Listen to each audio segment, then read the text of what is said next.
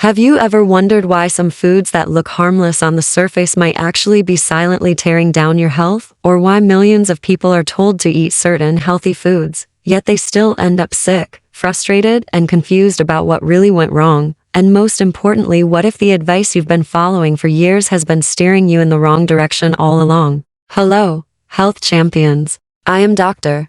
Nana, and today we're diving into the top 10 foods that can quietly destroy your health. Now, why would anyone knowingly eat something that harms them? That's the very reason you need to stay with me and watch carefully. Maybe you've thought to yourself, life's too short. I'll eat whatever I want, even if it hurts my health later. Or maybe you've convinced yourself it doesn't really matter what you eat. After all, some people don't feel much different from one meal to the next, especially when they're still young or haven't had any serious health issues yet. But here's the truth, many of us have been told the wrong things. And that's the biggest reason you want to pay close attention today. Every single day, there are more and more people trying to get healthier, reading articles, following diets, buying supplements, yet they're still getting sick because the information they rely on is misleading. Health in reality is not complicated. Food at its core is not complicated. But we've been trained to obsess over tiny details, lists, and labels, instead of stepping back and looking at the bigger picture. That's where the confusion begins, because one list says a food is good, another says it's bad, and without understanding the why, it feels impossible to know what's right. So let's break it down in a simple way. The first food on this list, number 10, is white bread. By now, most people have heard it's not good for you. But here's where things get interesting. You've probably also been told that wheat bread is good for you. Yet both of them come from the same grain. The only difference is how much they've been processed, white bread being stripped of fiber and vitamins, while wheat bread retains a little more. Now, nutrition experts often claim that white bread is empty calories while whole wheat bread is healthier because it contains fiber that slows digestion, supposedly lowering the glycemic index. But when we actually compare them, white bread scores a glycemic index of 75, while wheat bread scores 74. That's almost identical. Both of them spike your blood sugar rapidly. When we talk about truly low glycemic foods, we're looking at things like meat, avocado, nuts, and healthy fats, foods that measure in the single digits or low teens. Bread, even the so-called healthy versions, just doesn't compare. In fact, one slice of white bread gives you only about half a gram of fiber, and wheat bread gives you around 2 grams. For reference, you'd get that much or more from nearly any serving of vegetables. And here's what really matters, not just any fiber, but soluble fiber, the kind that feeds your good gut bacteria. White bread contains only 0.15 grams of soluble fiber per slice, while whole wheat bread contains about 0.6 grams. Slightly more, yes, but still insignificant compared to vegetables or legumes. So at the end of the day, whether it's white bread or wheat bread, neither one is providing meaningful nutrition. Both are fueling blood sugar spikes, insulin surges, and those exhausting roller coasters that leave you drained and craving more. But here's the real question. How can a food marketed as a complex, slow carb actually raise blood sugar so quickly? And why don't more people know about this hidden truth? That's exactly what I'll begin to show you as we move deeper into this list. In the last section, we uncovered why both white bread and wheat bread, despite their different labels, end up spiking your blood sugar almost the same way. Now, let's take this one step further and really understand why that happens. When we peel back the layers, it all comes down to one thing: glucose. Picture this for a moment. A single glucose molecule is shaped like a tiny 6-carbon ring, almost like a little hexagon. When you eat foods containing glucose, those molecules enter your bloodstream and become what we call blood sugar, or, in medical terms, blood glucose. Everyone knows sugar tastes sweet. But here's where it gets interesting. What if you take those same glucose molecules and start linking them together into long chains? These chains can stretch into hundreds, thousands, even tens of thousands of units. When glucose stands alone, we call it sugar. But when it's chained together, we call it starch. And that starch, though it may not taste sweet on your tongue, is essentially the very same molecule just waiting to be broken down. Now think about what happens the moment you bite into bread. Before you even swallow, before the food ever reaches your stomach, enzymes in your saliva are already at work. One of the main ones is amylase, and it immediately starts cutting those chains apart, snapping the links and freeing glucose molecules one by one. Even while you're still chewing, some glucose is already released and ready to be absorbed as soon as you swallow. This explains why starches, like bread, can shoot blood sugar so high, so fast. Yes, wheat bread might have slightly more fiber than white bread, but the difference is tiny.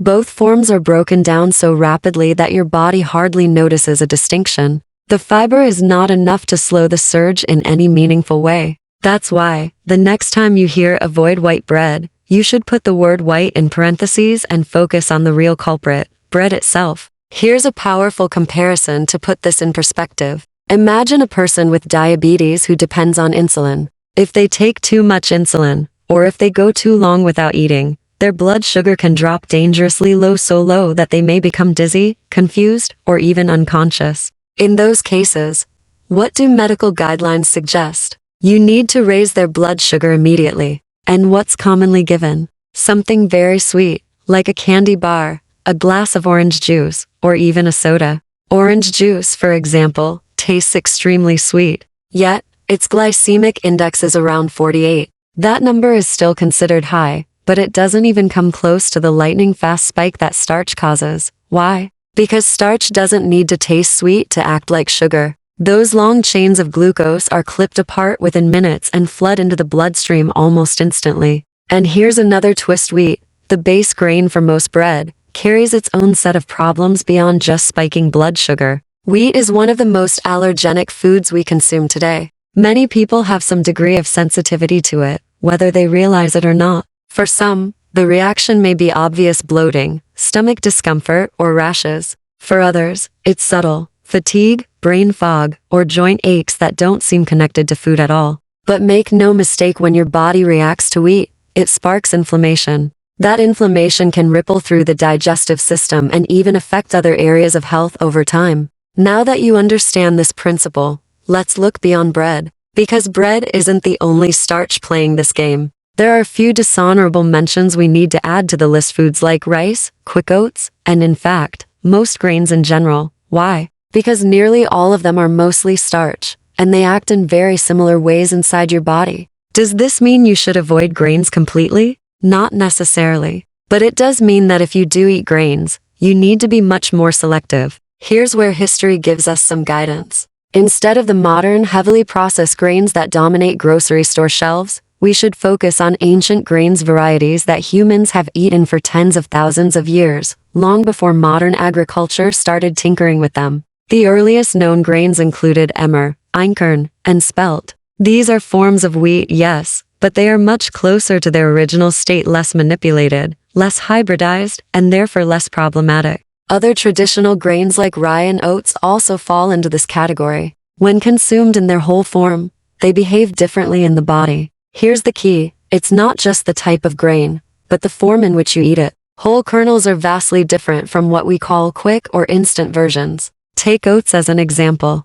If you consume them as steel-cut oats, where the kernel is kept largely intact or just chopped into a few pieces, your body has to work harder and longer to break it down. The surface area is small, so the release of glucose is slower, steadier, and far less damaging. Now compare that to quick oats. These have been steamrolled and flattened until they're paper thin. With that extra surface area exposed, your body can access and release the glucose almost immediately. The difference between the two is dramatic. One keeps your blood sugar steady, the other creates a spike and crash cycle that leaves you hungrier and more tired shortly after. And then, of course, there's gluten. You've probably heard the advice to go gluten-free. For many people, that recommendation is more than a trend, it's life-changing. Gluten, the protein found in wheat and some other grains, is difficult for the human digestive system to process. For people with celiac disease, consuming gluten is devastating. But even for those without celiac, reducing or eliminating gluten often leads to less bloating, clearer skin, improved energy, and fewer digestive troubles. Still, gluten is not the only concern. Modern wheat itself is very different from the wheat our ancestors ate. Through decades of hybridization, selective breeding, and farming practices, today's wheat contains higher levels of certain proteins and compounds that were never present in ancient varieties. This makes it more allergenic and harder on the digestive system, even beyond the gluten factor. So let's pause and reflect here. We started with bread, peeled back the layers of starch and sugar, and discovered how our bodies respond at the molecular level. We compared the effects of processed grains to ancient grains, and we examined the role of gluten and modern wheat in today's health issues. And now the bigger picture becomes clear. The way we eat grains today, highly processed, refined, and manipulated, sets us up for constant blood sugar spikes, inflammatory reactions, and long-term health problems. But the story doesn't end here, because bread, rice, and oats are only part of the puzzle. There are even more foods on this list, foods that many people eat every single day, believing they're harmless or even beneficial. Yet these foods can quietly undermine your health in ways you may never have connected before. In the next section, we'll continue exploring these hidden culprits. Stay with me as we uncover the next surprising food that might be sabotaging your health, even if it's sitting in your kitchen right now. In the last section, we uncovered how modern wheat, gluten, and processed grains create a perfect storm for blood sugar spikes and inflammation. Now, let's continue by looking at the next two foods on the list, foods often disguised as healthy, yet they quietly work against your body. First, let's clear up one more point about gluten. Most people would do better without it. The only common grains that don't naturally contain gluten are rice and oats. But even oats can be tricky. If you are highly sensitive, you must look for certified gluten-free oats. Why? Because while oats themselves don't have gluten, they are often processed on the same machines as wheat. Without certification, there's a high chance of cross-contamination. This means the oats you buy at the store, unless clearly labeled gluten-free, will almost certainly contain traces of gluten.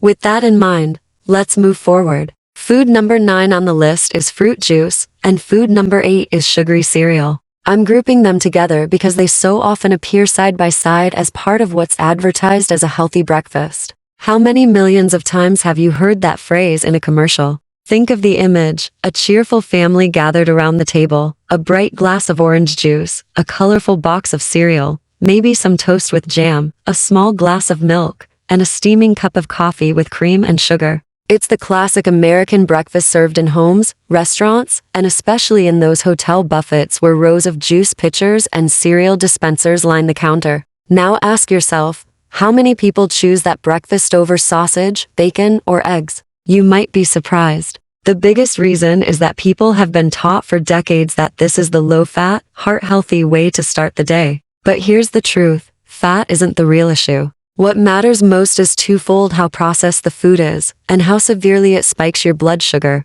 And this so-called healthy breakfast is filled with some of the most processed foods on the planet. Contrast that with eggs or sausage. These foods are minimally processed, much closer to how nature made them. They provide protein and fat that fuel your body without triggering the same extreme blood sugar roller coaster. Now let's break down the numbers in that healthy breakfast. Orange juice, about 25 grams of carbohydrates. Milk, roughly 12 grams. Cereal, around 34 grams. Toast with jam, close to 49 grams. Coffee with sugar, cream, or half and half, about 11 grams. Add that all together, and you've got a staggering 131 grams of net carbohydrates. For many people, that's not just a breakfast, it's more than double the amount of carbs they should be consuming in an entire day. Think about that for a moment. If you are overweight, or if you are dealing with conditions like inflammation, diabetes, or insulin resistance, the amount should be much, much lower, often less than half of that total.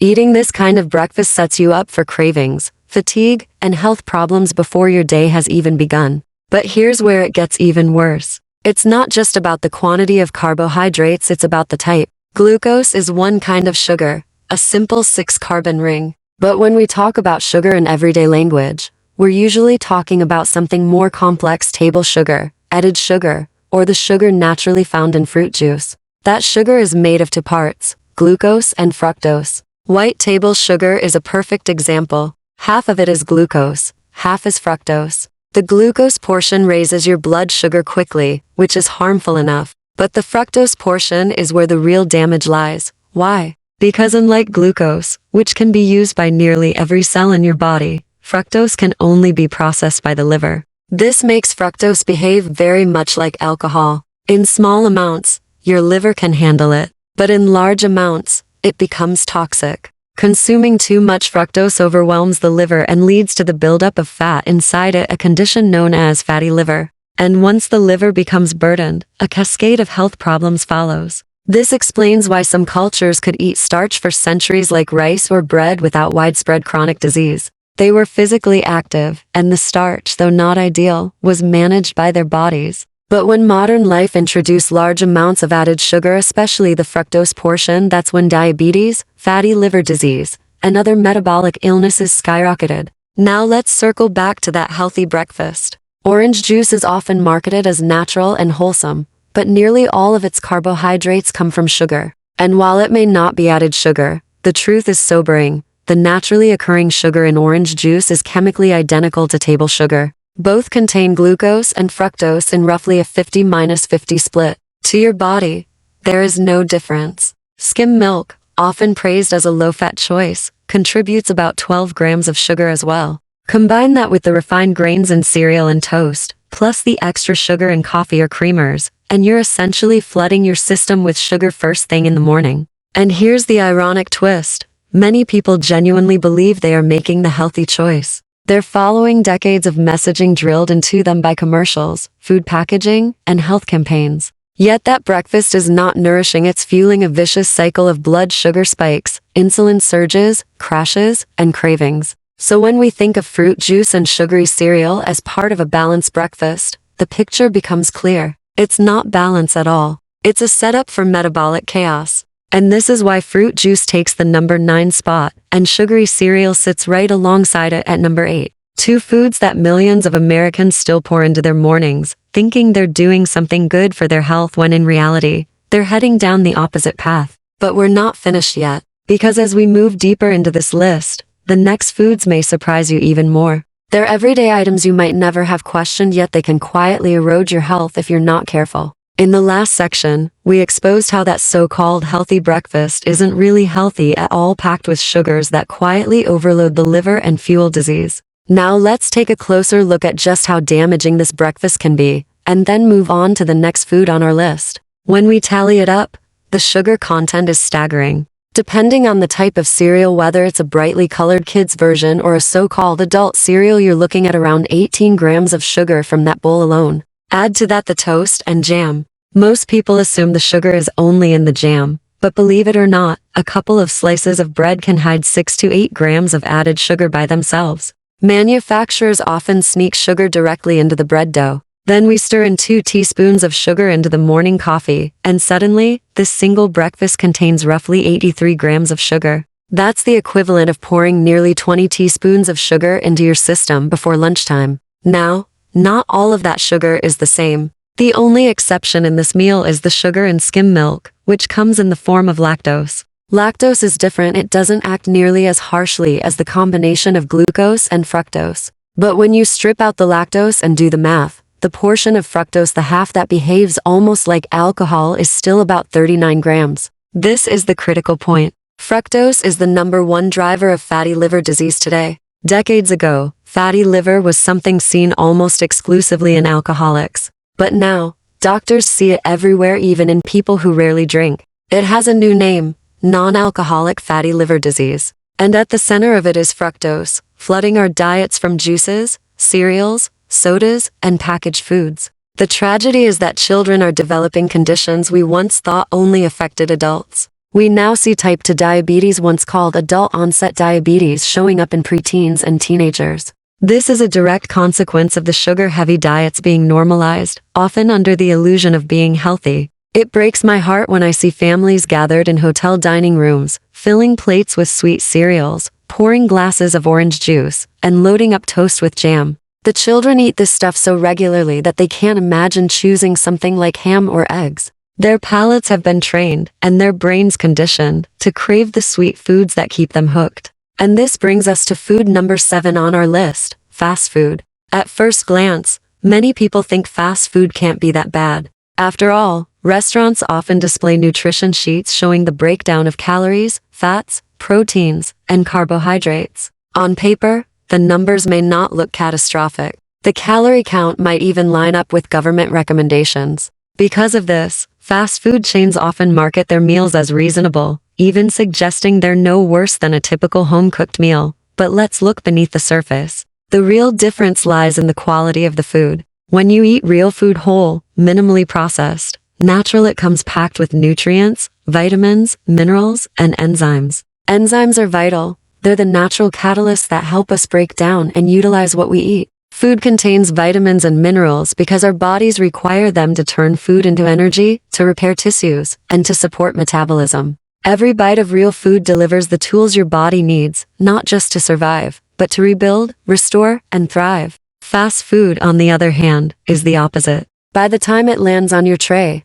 it's been stripped of most of its natural nutrients. The processing, heating, and refining have destroyed the enzymes. The vitamins and minerals are depleted or absent. What remains is a shell of what food should be engineered for shelf life, convenience, and cost savings, not for health. To mask this emptiness, fast food companies rely on sugar, chemicals, and artificial flavorings. Sugar makes bland, cheap ingredients palatable. Chemicals build a flavor profile to trick your brain into thinking you're eating something satisfying. And because fast food chains prioritize the lowest cost inputs, the ingredients often come with unwanted extras, residues of hormones, preservatives, and industrial additives. In contrast, real food is complete. It has everything you need: quality protein, healthy fats, natural fiber, and the micronutrients that support your body's intricate processes. Fast food is incomplete, leaving your body to search for missing elements long after you've finished the meal. Here's the other problem: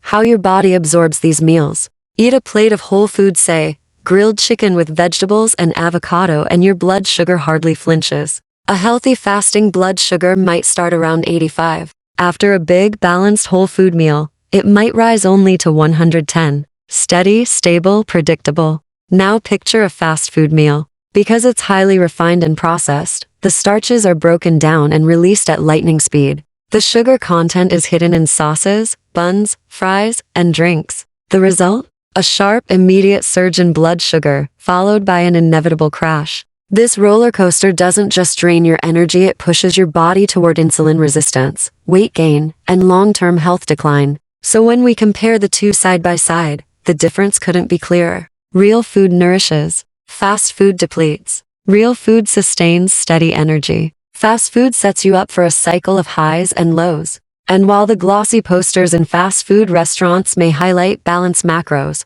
the truth lies in the missing nutrients and the hidden damage. And that's why food number 7, fast food, deserves its place on this list. It's not just about calories or fat or carbs. It's about quality. It's about whether your body is receiving complete nourishment or being tricked by engineered flavors and empty fuel. But we're still not done. Because the next food on this list is one that might surprise you even more. It's something many people rely on daily, without ever questioning how it shapes their health. In the last section, we saw how fast food robs your body of real nutrition and leaves you trapped in cycles of sugar spikes and crashes. Now, let's move forward to the next items on this list, starting with one that is woven deeply into human culture: alcohol. Food number 6 that can slowly destroy your health is alcohol. On the surface, alcohol seems harmless, even natural. It's been around for thousands of years and is often tied to tradition, culture, and even celebration. In some places, wine is consumed daily, served as part of meals, and even associated with longevity and social bonding.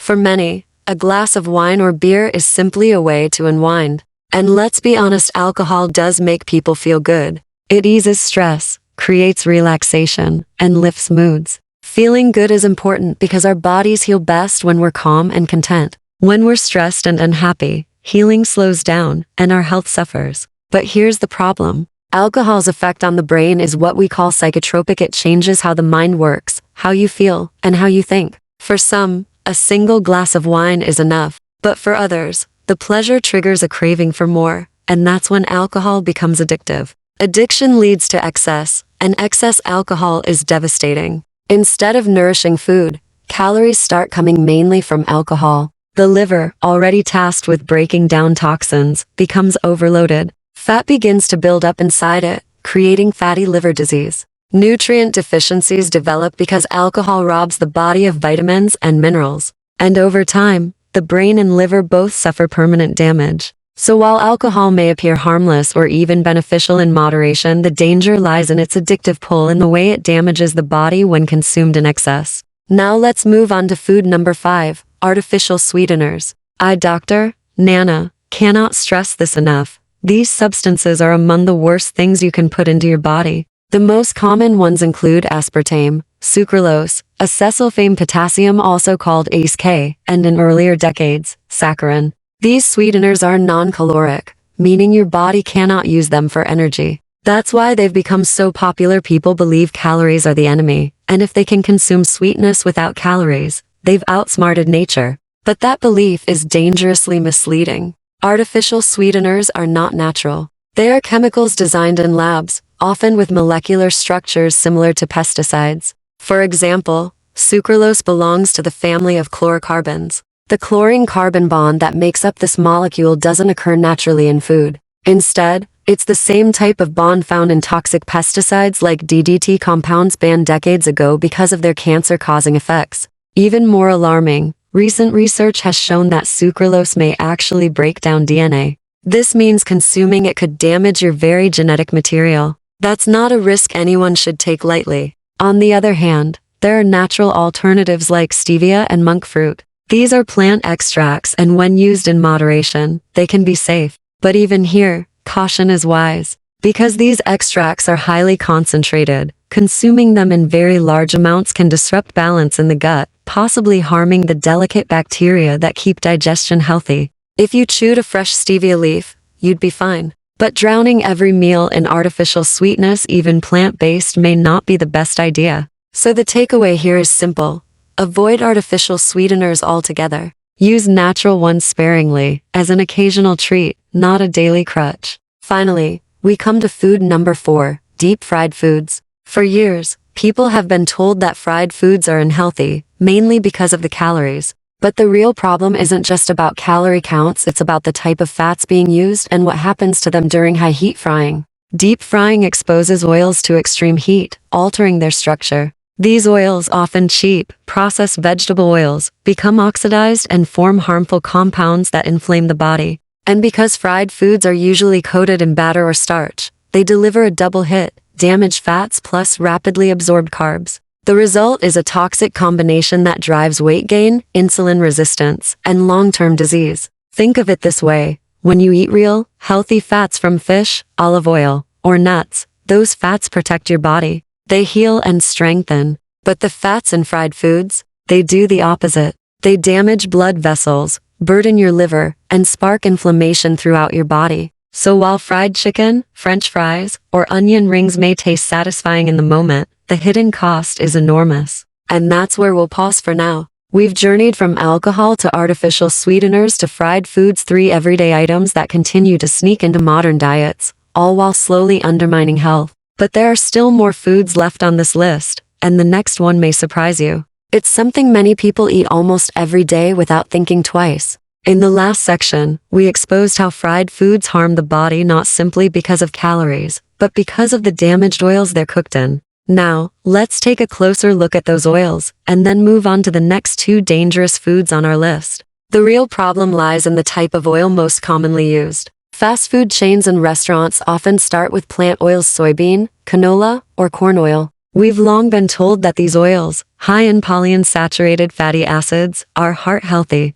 But that's misleading. The truth is, while our bodies do need a very small amount of specific polyunsaturated fats like EPA and DHA, those should come from fish oil, not from industrial plant oils. Why? Because most of the other polyunsaturated fats in these oils are extremely fragile. They're not meant to be used as fuel. They break down quickly, becoming rancid at room temperature in just hours or days. Now imagine what happens when those delicate oils are exposed to high heat and pressure during processing. They are destroyed almost instantly. And it doesn't stop there. To squeeze out the last drops of oil from raw materials, manufacturers often use harsh solvents, chemicals like acetone. So before you even heat these oils in your kitchen, or worse, before they're dunked in a deep fryer, they're already degraded and unnatural. That brings us to the second problem. Because cooking oil is expensive, restaurants rarely throw it away after one use. Instead, they reuse the same vat of oil again and again. Each time it sits there, heated and reheated,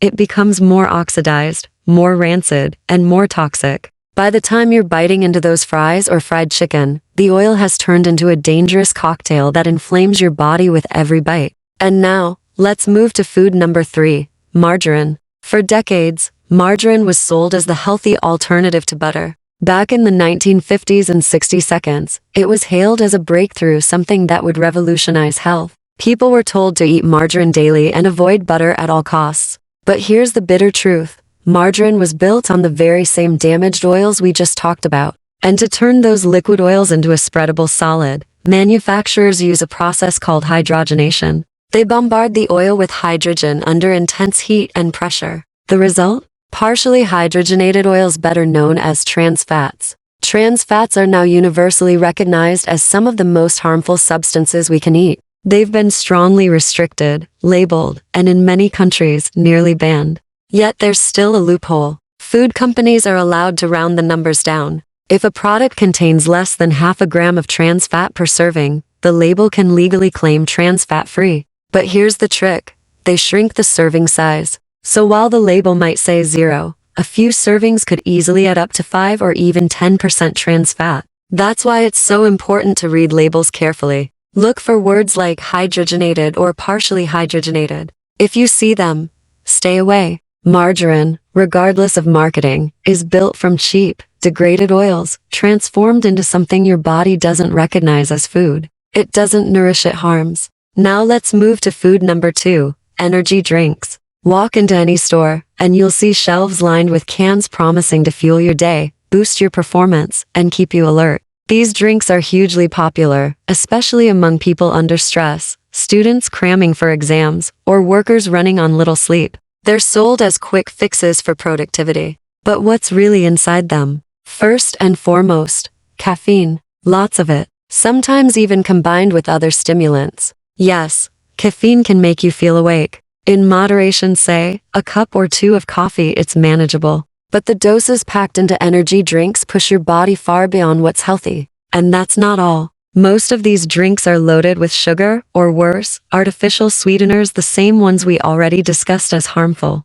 The sugar delivers a temporary spike in blood glucose, but the crash that follows leaves you more drained than before. Here's the key. Energy drinks don't actually give you energy. They borrow it. Think of them like a credit card. They let you spend now, but the bill always comes due with interest. Instead of creating energy, they whip your body into overdrive, forcing it to burn through reserves it doesn't really have. That's why after the buzz fades, you feel even more tired, jittery, or anxious. And just like credit cards, they're marketed with promises of better living, greater performance, and instant satisfaction. But behind the glossy ads is a harsh truth. You're not gaining energy, you're mortgaging your health. So now we've reached a critical point. We've seen how industrial oils, margarine, and energy drinks, all normalized in modern diets, are silently damaging health every day. But the list isn't finished. There's still one final food at the very top of this countdown. And it may surprise you, because it's something almost everyone has eaten and accepted as normal.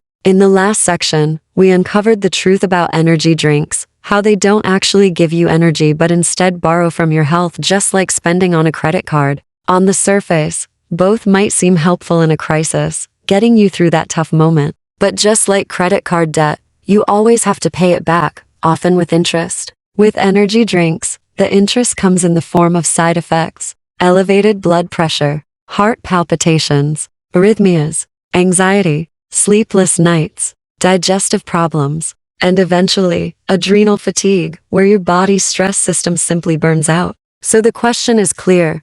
Do energy drinks really add health, or do they quietly drain it away? And now, we've arrived at the number 1 food on this entire list, the single most destructive dietary habit of all: sugary drinks, especially soda. Think about this.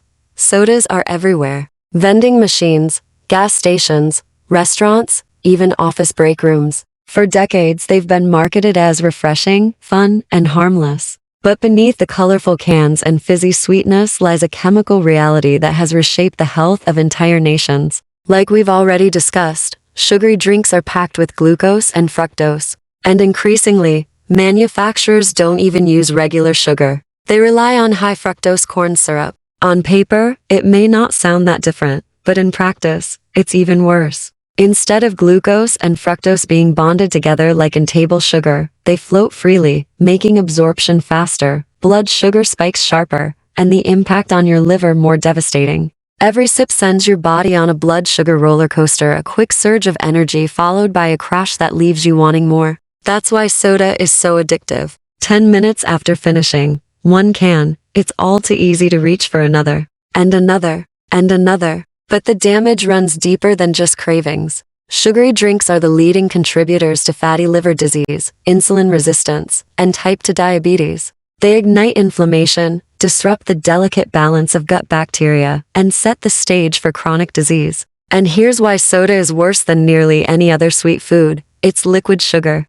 If you eat a cookie, an ice cream cone, or even a slice of cake, eventually you'll feel full. There's at least some satisfaction that tells you to stop. But soda is different. You can drink a 20-ounce bottle, feel no fullness at all, and immediately want more. People sip on giant tumblers all day long, never realizing just how much sugar they're pouring into their system. This is why soda contributes the single largest amount of fructose to the modern diet. And it's no coincidence that the rise of high fructose corn syrup and the explosion of soda consumption in the 1980s and 90s perfectly match the epidemic surge in obesity and type 2 diabetes. Now let's zoom out and look at a bigger principle, something that was once common sense but has become nearly forgotten: naturalism. The idea is simple. If nature, or as some say, if God made it, it's probably okay. Whole, unprocessed foods tend to come with built-in checks and balances: fiber, vitamins, minerals, and enzymes that help the body use them properly.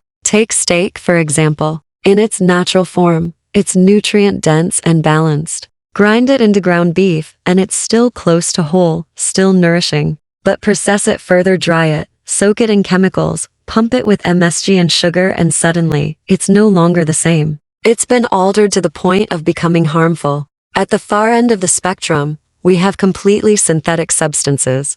These are compounds that don't exist in nature: artificial sweeteners, chemical flavorings, and even synthetic drugs. While some medications are necessary and life-saving, they can never truly add health. They may mask symptoms or control a crisis, but they don't nourish the body. The ultimate goal should always be to build health so that the body no longer depends on synthetic crutches. That's why sugary drinks, especially soda, earn the #1 spot on this list. They represent the furthest departure from what's natural. No nutrients, no fiber, no balance. Just a flood of sugar that hijacks your brain, overwhelms your liver, and undermines your health day after day. So now we've walked through the entire list, the top 10 foods that quietly destroy your health. From bread to cereals, from fast food to fried foods, from alcohol to artificial sweeteners, and finally, to the reigning king of dietary destruction, soda. And here's the takeaway: health doesn't have to be complicated. If we return to what is natural, if we focus on foods that come from the earth rather than factories, we can reclaim energy, restore balance, and protect ourselves from the epidemics that modern diets have unleashed.